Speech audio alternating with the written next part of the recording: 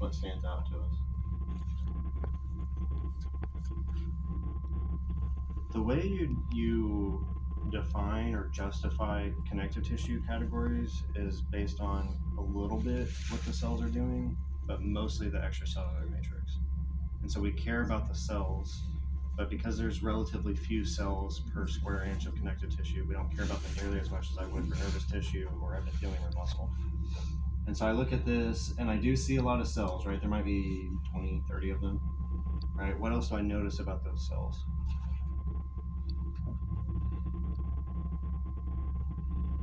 What's their shape? What are they? They're like stretched. They're kind of stretched, yeah. They're also same idea. They're flattened, right? They're stretched, and that makes them flattened.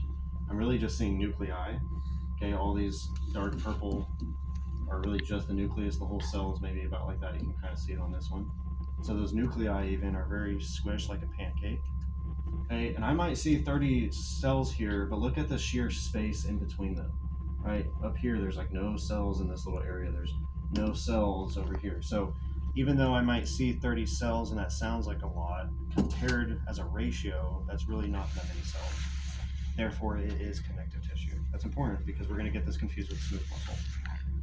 Right? Smooth muscle is mostly cells, so I'm going to see a ton of nuclei.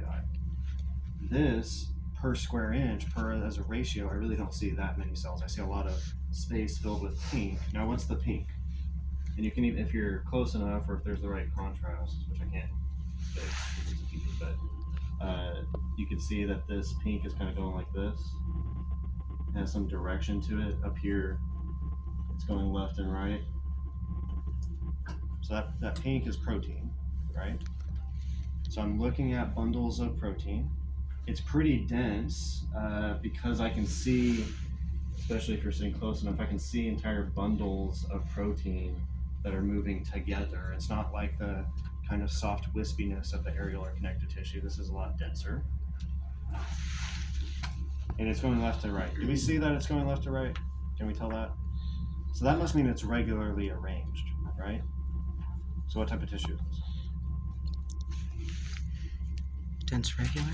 This is dense regular connective tissue. It's connective tissue because there's not that many cells. It's dense because the protein, the pink, is pretty big bundles. It's not like a soft fuzz. It's pretty pronounced bundles. These slides are just hard to see that because of the way they're so faint. Okay, but if you compare that to areolar, I think you'd see the difference. But fibrocartilage is going to look pretty darn similar to this. So we have to figure out what's the difference between dense regular and fibrocartilage, and then also smooth muscle. All three of those look pretty similar to each other. But this one is dense regular. That's number 6 on page 12. The slides often say white fibrous, but it's dense regular.